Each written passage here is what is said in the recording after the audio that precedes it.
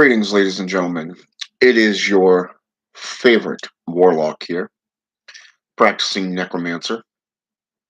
And today I kind of want to talk to you about something about that's a little bit different, and a lot of people don't really take the time to apply these things to your lives, especially your practices, your family life, or even that of, say, for an example, the work situation. Changes are a necessary thing for you to grow. It is something for you to adapt to because if anything were to remain similar, let's say stagnation, how are you to grow? How are you to evolve? What makes somebody change? And what makes it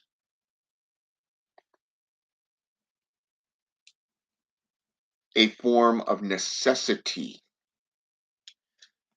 to adapt so immediately that it allows you to become divine in nature? Now, why did I just use the term divine? Well, let's think about this for just a moment, okay? A lot of the greatest warriors out there throughout history have had to learn from past mistakes.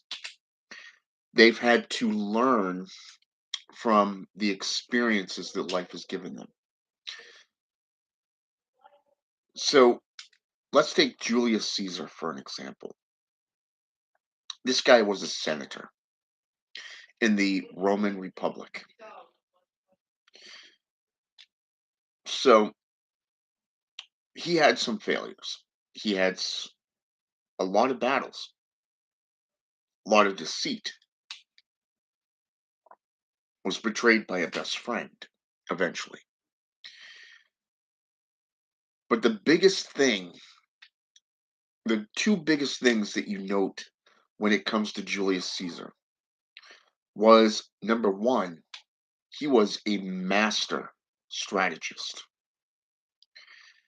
He knew when to fight, when to pull back, when to cut his losses. I he he knew that the fact was that you had to lose a battle to win the war. One of the greatest things we see within his conflicts is the fact that every so often you'll notice he'll wave the banner and the center would fall back.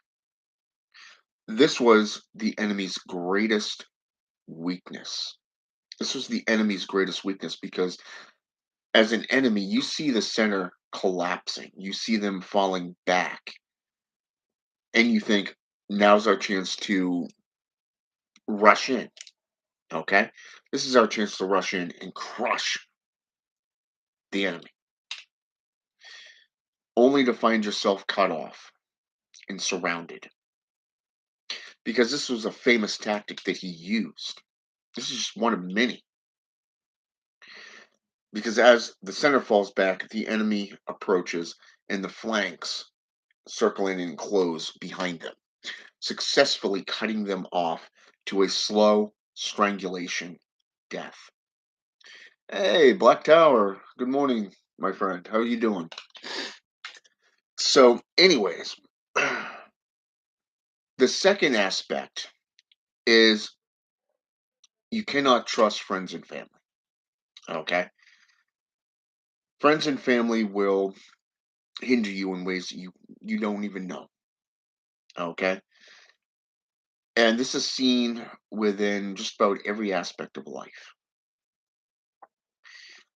This is something you also note with Julius Caesar, for an example, is because it was his best friend who literally stabbed him in the back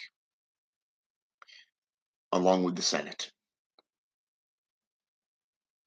So there's an old expression that Sun Tzu actually wrote. And I took the liberty of writing this in my grimoire because of the fact that I found it very useful, especially in today's age. And it says, hence to fight and conquer in all your battles is not supreme excellence. Supreme excellence consists in breaking the enemy's resistance without fighting. Sun Tzu, The Art of War. Okay. Now, I've been going over a lot of philosophies lately because I've been going through some changes. My life has been going through changes, and some of it's good, some of it's bad. But still there, that devotion to those that I serve and all that. But um well, I'm going to talk a little bit about that the Black Hour. So, um in this video because I think it's something that we all need to hear and understand. Earlier today, I posted on my Facebook account that changes are necessary for you to grow because it allows you to adapt, it allows you to understand success and defeat. Okay. And basically, what this means is there are certain applications that we take to our life and our journey. When I first got into spiritualism, I was haughty, I was arrogant, I was a dumbass kid. I was just a teenager, and I didn't give a two shits who I hurt. I didn't care where my anger or my rage was directed. It wasn't until later in life that I started realizing that the root causes of that anger, of that rage, is what was defining me. It was basically reigning over my life, and it had to be dealt with for me to grow and to mature within, not just within my religious philosophies and practices, but also my personal life. It took me many, many years for this. And it was interesting because I would walk away from one job and come to another just as easily and wouldn't even take a second thought about it. I wouldn't even reflect upon it. Welcome to Satanism, where a lot of these individuals today, they read the Satanic Bible by LaVey and they think they know it all. But this is what happens when you're in the beginning stages of your career. It's one of those things that you don't begin to observe until later. And when you become serious in your practices, you become a devout, you start making the blood pacts, you start making the pacts, you start applying everything to your life, and then you begin that journey of education and enlightenment. This is where you begin to realize, okay, I need to work with this alchemy, process. The alchemy starts within, and you have to work outward. Okay, and you will make enemies in your life while you're making these changes. That's just simple life. Not everybody's going to be your friend. But as it is said that in the 48 laws of power, employ an enemy because an enemy has something to prove, and they're more loyal than those of the friends. And it actually makes sense because of the fact that when we look at this, it's always the enemy that's going to be in your life. It's always going to be that way. But when we're talking family life, things that change, you may be in a relationship today and tomorrow you may fall out of that relationship. That's something that's recently happened with me. Okay. My relationship came to an end and we're going our separate ways. It happens. I didn't think I was going to be one of those, statistics. because when I was young, my family abandoned me. I would not do that to my family. I'll always be there for them, no matter if we're together or not. Okay. And it's interesting because of the fact that I've had a lot of people coming at me lately. And I recently literally walked off the job yesterday morning. I just left. I had enough of a certain RA's attitude, and it wasn't just that RA, it was a few of them over the last 6 months, and I finally had enough of it because the upper management was not willing to deal with them. Okay.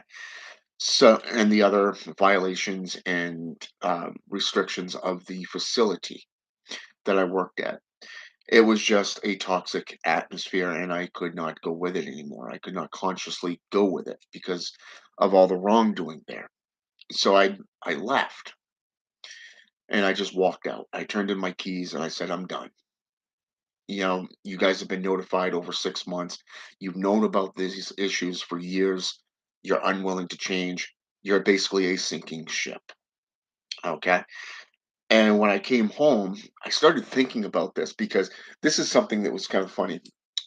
Um, First of all, I came home, I flopped on the couch, after saying good morning to my son and his mother, and it was kind of funny because we took him to school and then she and I went over and got our hair done, got a haircut, and it was funny because we went out to eat, we went out to do some shopping, came home, and I just, like I said, I flopped down on the couch and I started gravitating to these philosophical books. And if you go down below in the link, you'll note there's like not 8 or 9 links that I put down below for you to purchase for yourself and to read and learn by. Take note. And the ones I'm going to talk about today come from the 48 Laws of Power. Okay. The first thing is when we talk about change and observation. The first thing you have to understand is there's an infection process that takes place. The infection process that takes place is something that seeps into your very being and beats you down over time. It's kind of, if you think about it, it's a lot like a curse. And hey, Ross Demon, welcome to the channel. Um, so it's something that will beat you down. It's literally like a curse. And when you put a hex on somebody, what it does is it infiltrates and it continues to fester. And things start going wrong in your life. Things start falling apart. Well, in this instance, it's more of the fact that it deals with emotion. It deals with feelings. It deals with your mental capacity. Okay. So when you're on the job and you are basically being condescended towards, you're having orders barked at you by an RA, constantly treating you as a second class citizen because you're a dietary aid. Well, this is stuff that shouldn't be, this is basic human respect right here. You know what I'm saying? So this is stuff that really falls underneath infection. Avoid the unlucky and the unhappy. And the one thing that I noticed and took note of this one particular R rating, and her name is Celeste. I don't know the last name, and I don't give a fucking shit. I really don't. But she is one of those type of women that were so unhappy that she's got to make other people's lives a living hell, and she uses terror to do so. If you, what's that old expression? Everything's on a roll until you meet an unmovable object. Well, guess what? I was that unmovable object, and she hated it. So it was kind of funny because she was unhappy. She literally was unlucky. So I concealed my intentions. I concealed my intentions and I went to management. I went to my manager. I went to other division managers, notified them.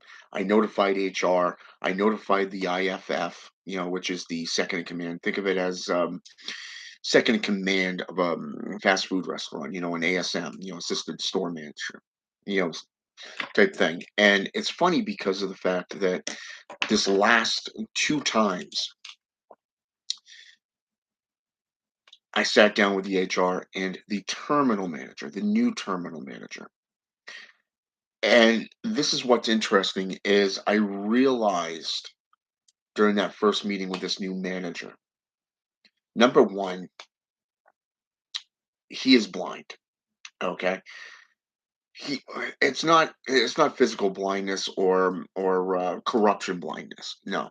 He's new to the facility and he doesn't know the history but about this RA and her little army of minions, okay, such as the HR lady. Um, we'll call her Candace, okay? So, which ironically is her name too, so it's not really made up. So, um, every time this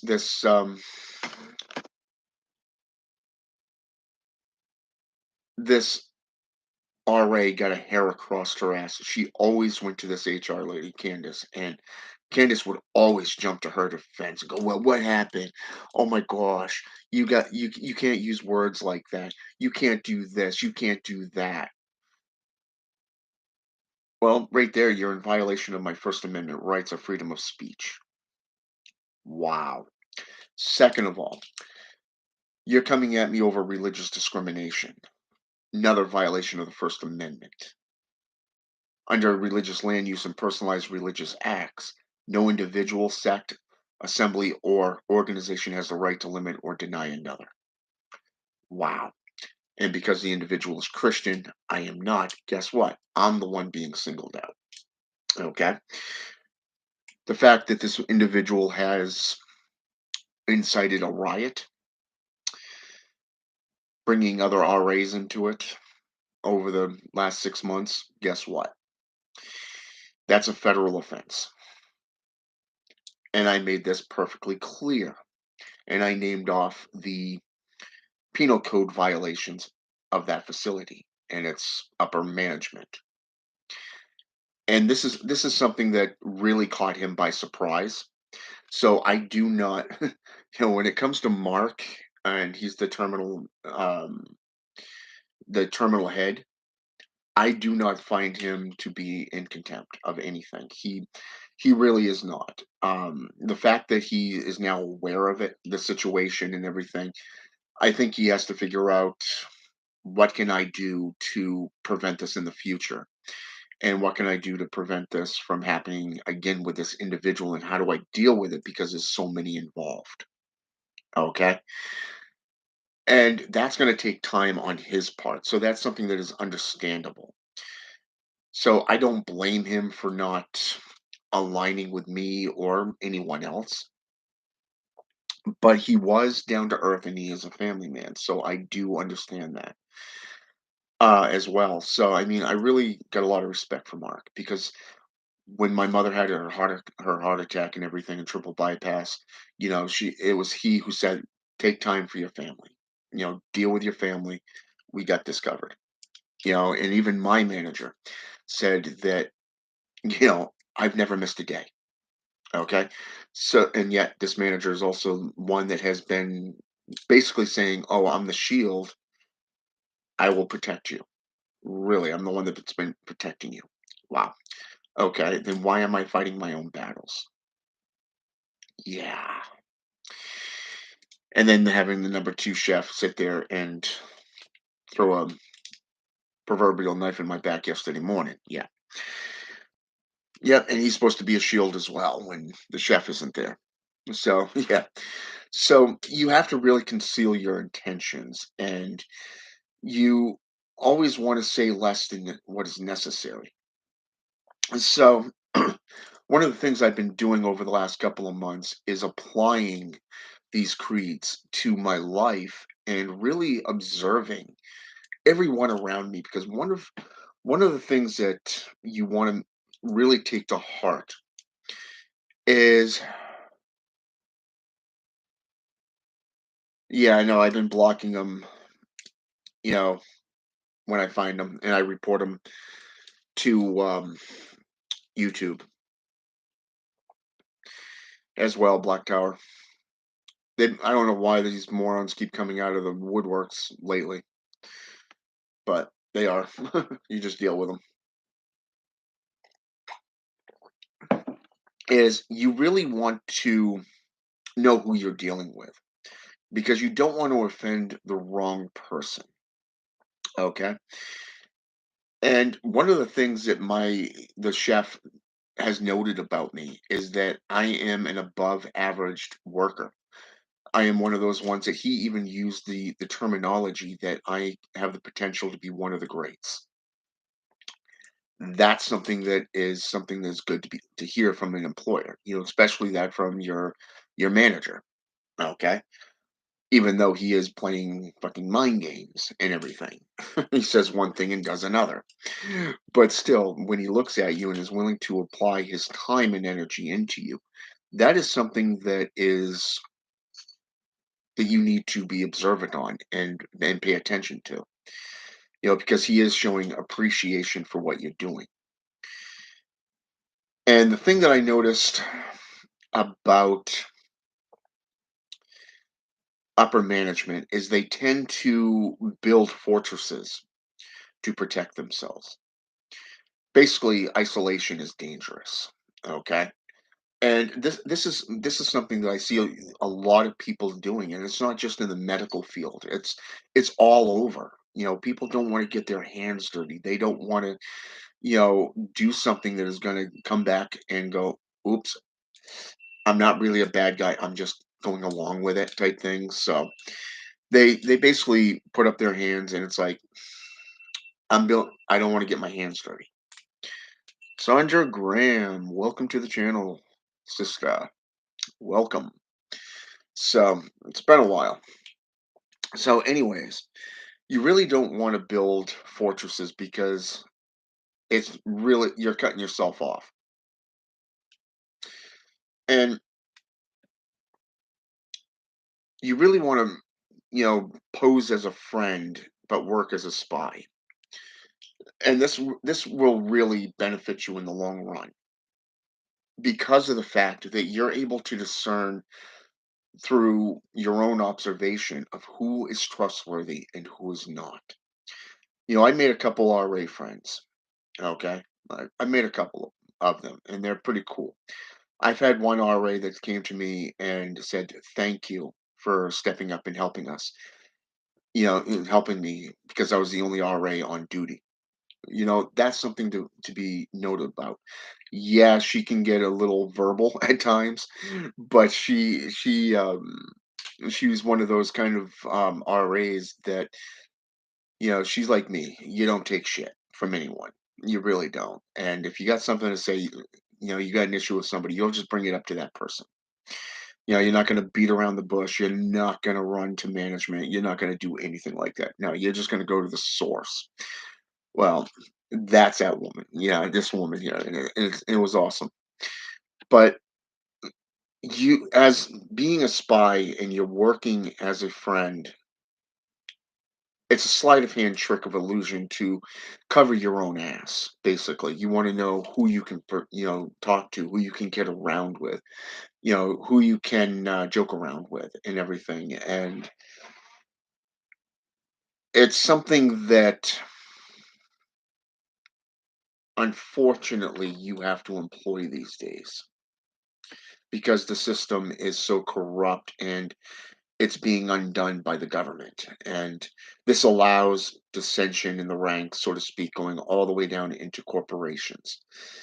And people are trying to get away with shit all the fucking time. So you have to upload your personal authority, so to speak, and know your rights, your laws. So Crush your enemy totally. I find it interesting how many people, philosophy wise, discerns this. Sun Tzu said you want to defeat your enemy without fighting. Basically, meaning he who contemplates and strategizes has already won the war because you've learned your enemy's strengths and weaknesses. Whereas somebody who is inexperienced, like a rookie, a newbie, would just rush in blindly, bravely, and get swatted, because they haven't learned how to master the art of warfare. Marcus Aurelius was a second century philosopher and politician.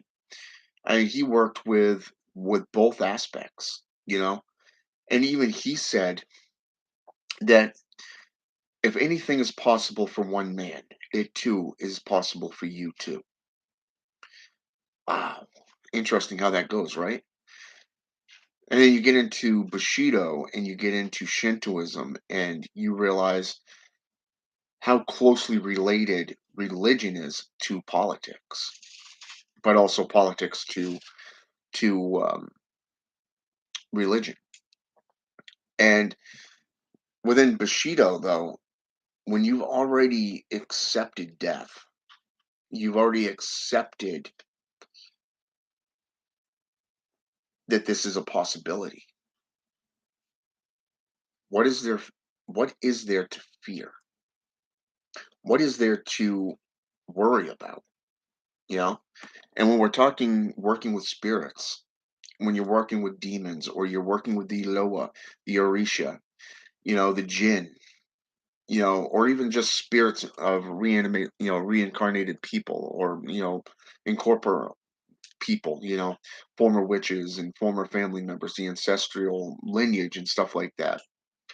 You got to remember that these individuals, these spirits, these deitas, these folk saints, they have a bigger picture than what we have. Okay. When something arises, like say you lose your job, or you lose something else, like everything's seems like it's going wrong, it's going airy, look at it from this point of view. Don't look at it as certain events that are going on.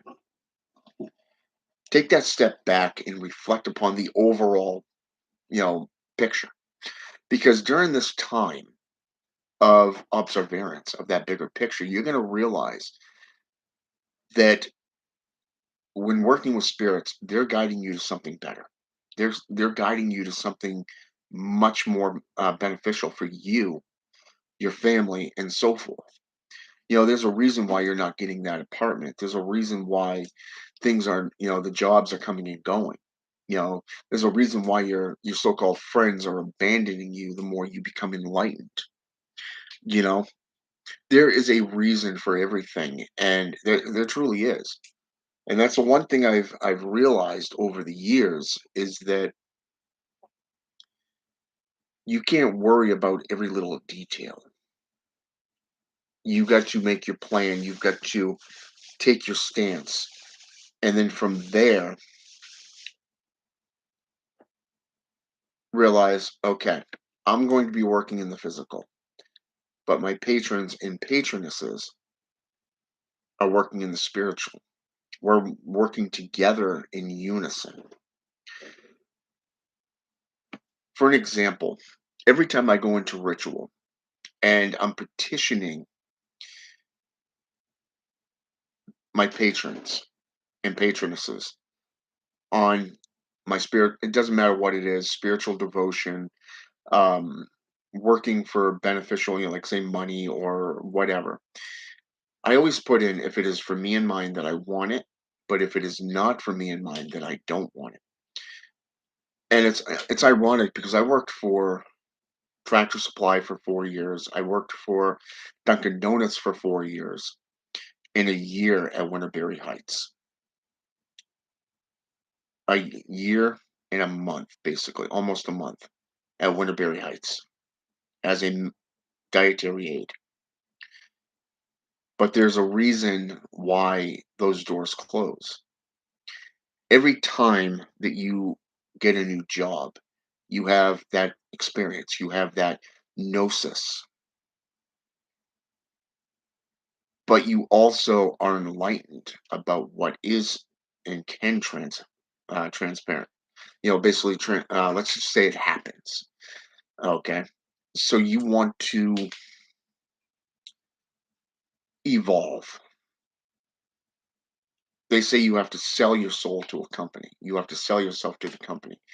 What can you do for the company, not what the company can do for you? And when it comes to finances, you have to be the one to realize, do you want to work for somebody or do you want to work for yourself and have others work for you? How do you make money work for you? And that's something that is it plays into effect here because I've noticed that when I applied to my patrons for to be able to move up in rank on the job, I noticed how many people just suddenly disappeared and left. And then that one day, I had this urge to talk to this one customer, and I left and started working for Winterberry Heights. Every aspect makes it better. Do you have to avoid the unlucky and the unhappy? Yeah, because that's a toxic atmosphere, and that's something that you don't need in your life, especially as a black magician, a sorcerer. It doesn't matter if you're a necromancer, a Satanist, a demonolator, a Luciferian. It doesn't matter. Even if you're, say, for an example, a Christian, it does not matter. These things apply to your life. You are responsible for your own education. You are responsible for your own evolution. Okay? Without action, what's that old expression within the 48 laws of power? Win through action, not through arguing. When you've already gone to your management, you've gone to upper management, then it's time to move on because it's a very clear thing that they don't want to deal with it. So what do? You find out who can you go to. Do you go to their boss? Do you go to the government? These are options for you in that aspect, especially when it deals with the job. Fortunately, in other areas, there's really not much you can do, in that area, but there are things that you can do, and they always lead you to something better. They always lead you to something greater. And when you come into philosophy and religious perspectives, I'm glad I read these books. I'm glad I bought them, and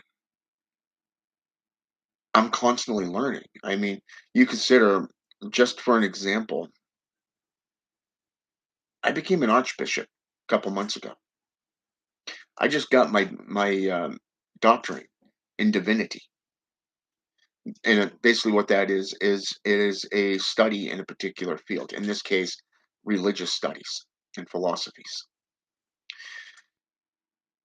Basically, you it basically allows you to be called a doctor, not the medical doctor, not that, the other type of doctors, but yeah, this is what it comes down to. And this is what I mean by taking the bull by the horns and forging your destiny. Okay? Fear prevents a lot of people from doing things. Change, history has shown that to make great changes, something terrible has to happen.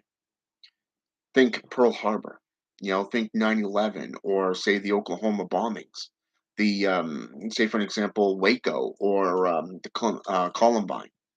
Okay, all of these were terrible events that could have been avoided if people in charge looked out for the little people, but they don't, and that's the sad part.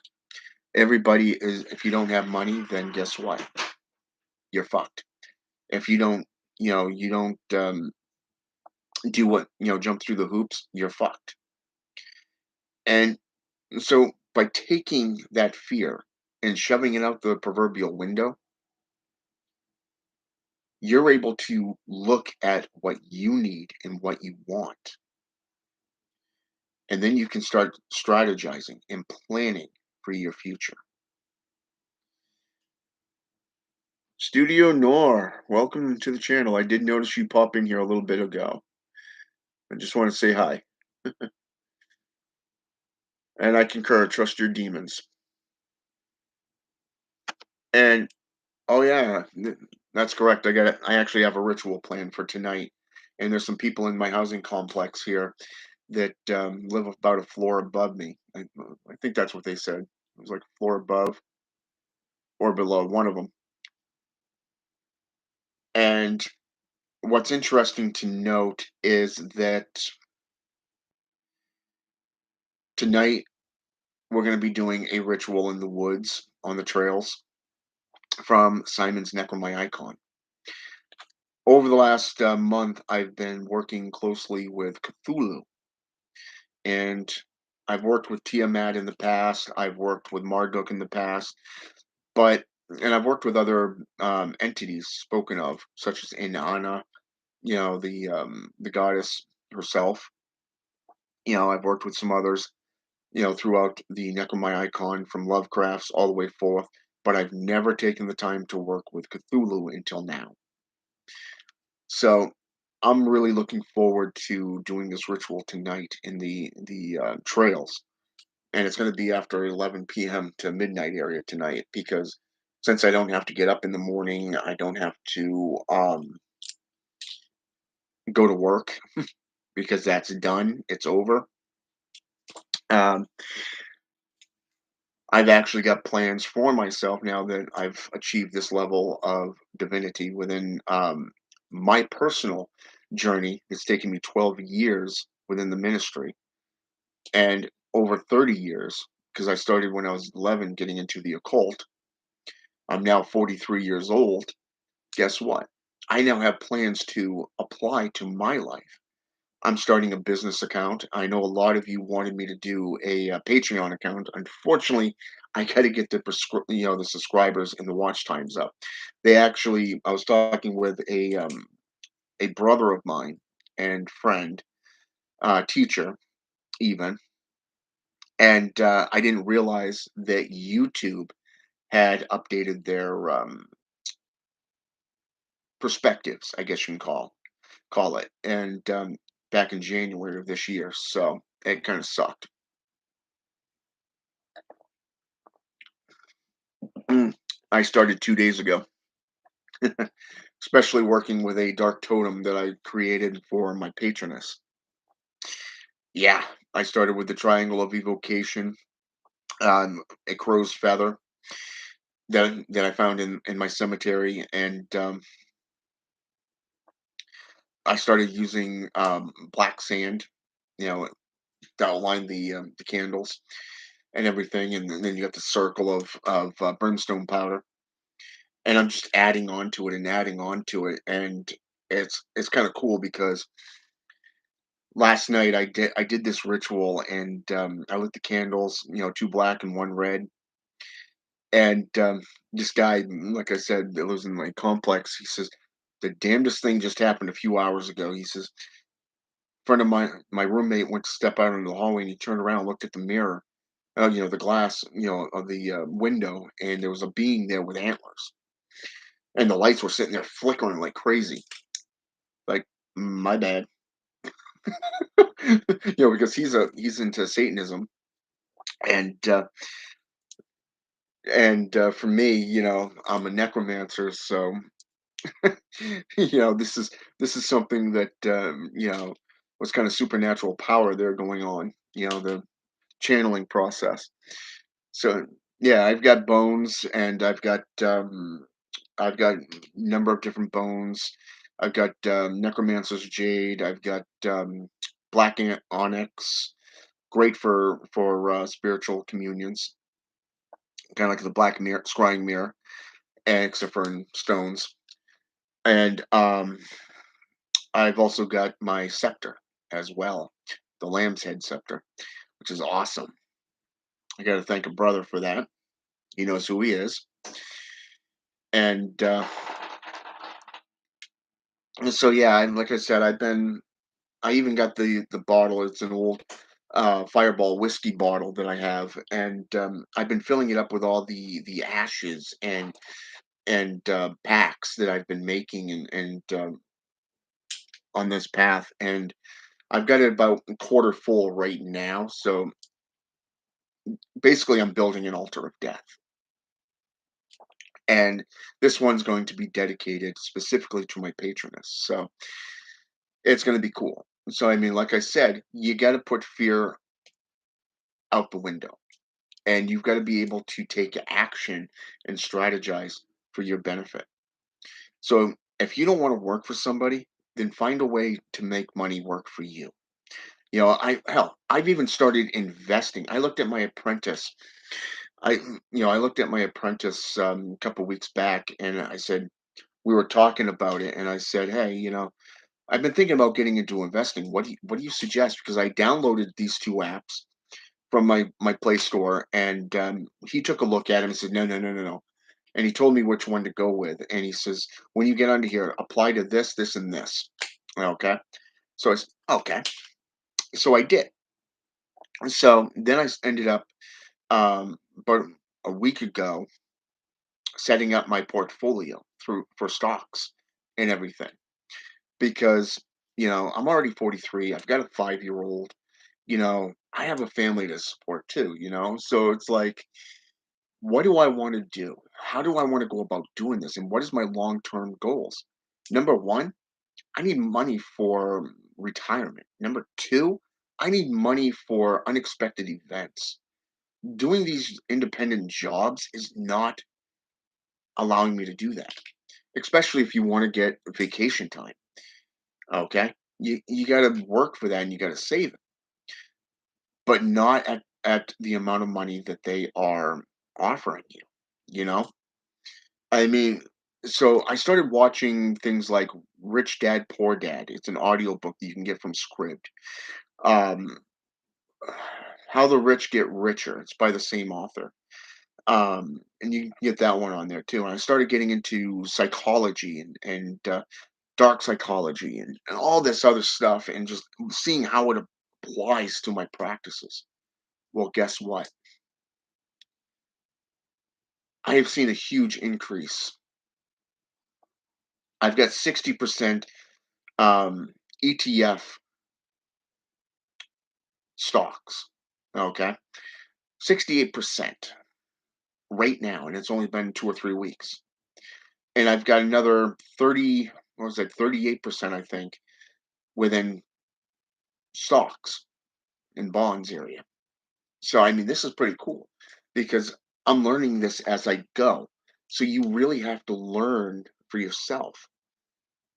It's okay to get guidance and it's okay to reach out and say, hey, do you mind explaining this? Because, like I said, I went to one of my teachers, one of my elders, and within the field of necromancy, and I went to, like I said, my apprentice, and things were explained a lot differently, but more in depth from my teacher than from my apprentice. But what I found interesting is that both of these two men have aided in my benefit because I listened, I took note to what they had to say. Not many people will sit there and humble themselves enough to look at their elder and go, hey, or their employer and say, how can I get rich like you? How do you do it? How do you get like $1 million mansion and like say for Ferraris or Lamborghinis or McLarens, I would love to have a 19 you know 87 Shelby. I would love to have one of those Shelbys like the one in Gone in 60 Seconds. Fuck, I love that car. Love that car. Unfortunately, my son's mother wouldn't let me have it. It's not family safe. Oh, it's like, yes, boss. Mm, especially the Porsche 911. Definitely, that is an awesome freaking car. So, basically, I've been contemplating on this since yesterday, and I'm going over my notes, and I've decided I'm going to put my ministry to work for me, and I'm going to be offering services. I'm going to be offering apprenticeships, and I'm going to be offering um, items, phylacteries, even because I've been making them now for a couple of years, yet again with this new clay, and I'm getting pretty good at it again. So pretty cool, and they're quite powerful.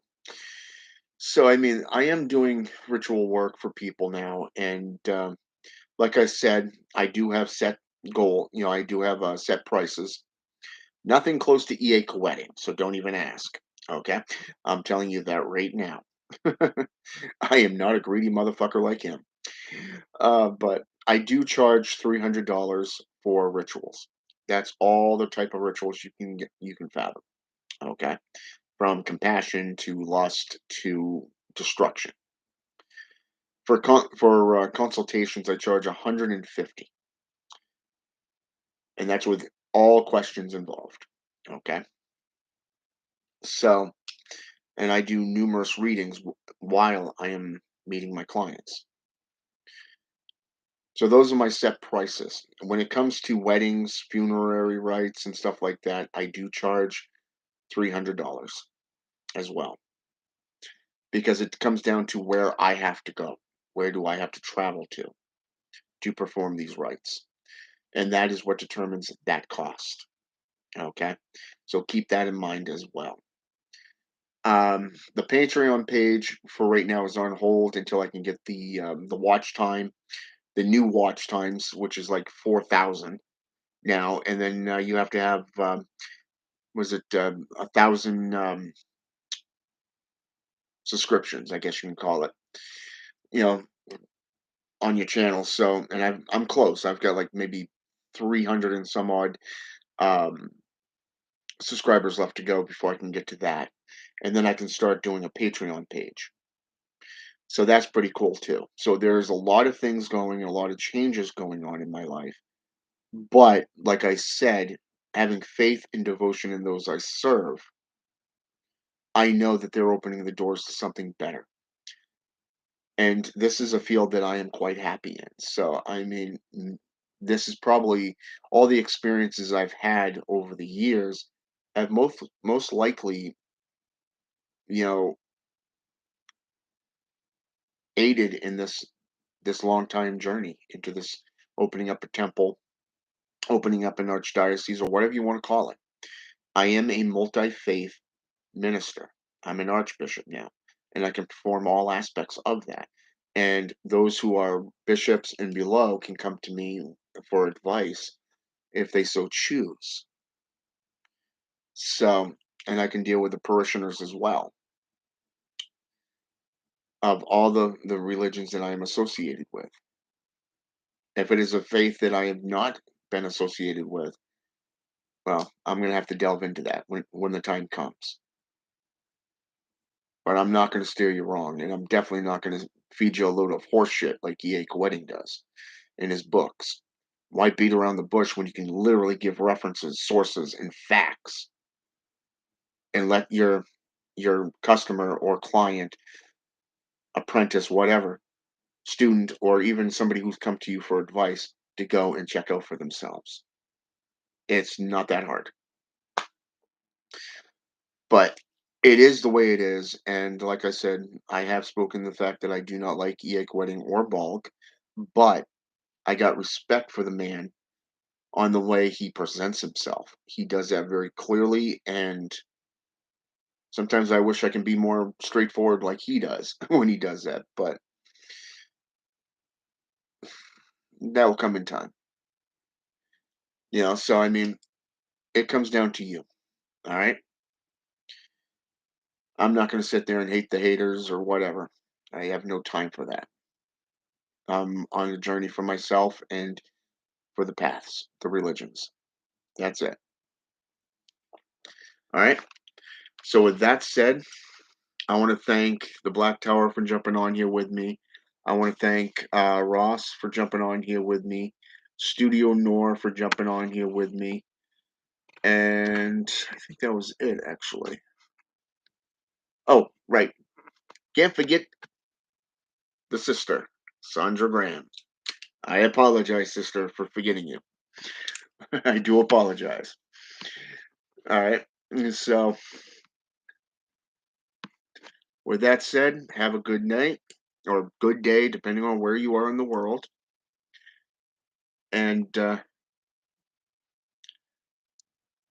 catch you on the flip side. Okay. And keep you updated. But for now, remember these two rules. They will benefit you greatly and dearly. Whatever you preach, always back it up with numerous sources. And remember to make yourself available to the public because you are responsible for the things that you say and do. Okay? With that said, thank you, Sandra, and you're welcome. And with that said, have a good day. All right?